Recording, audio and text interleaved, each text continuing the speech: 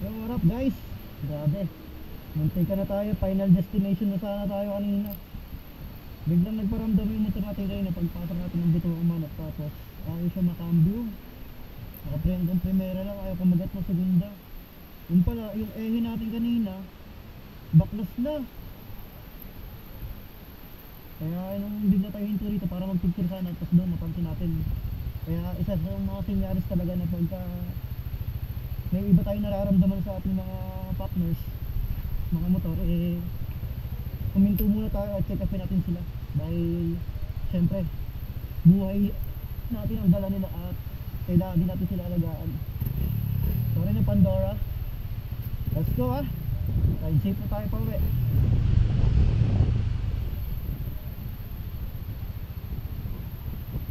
Dapat dito yung mga kasama natin, pinag-subscribe sila rito sa Bito Umanap dahil first time na nila rito.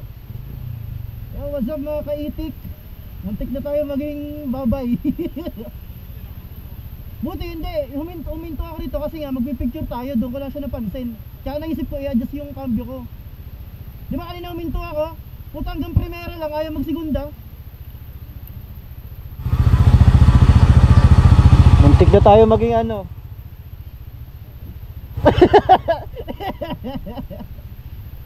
Wala, gago, wala na.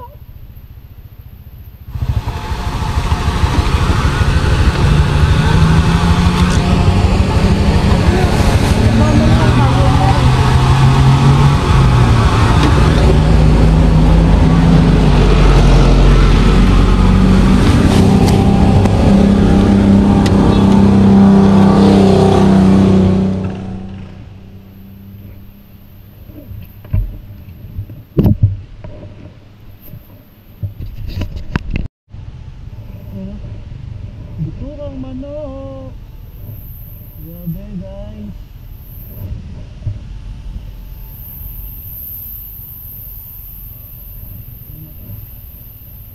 Ayan sila, pababaan sila dyan.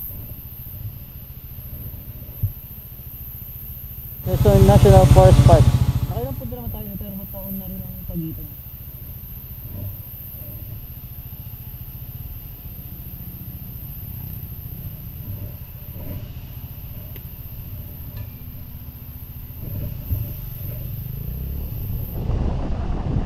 Madalas na daan natin dito, kundi gabi, madaling araw. So, tempo tayo ngayon dahil tanghali.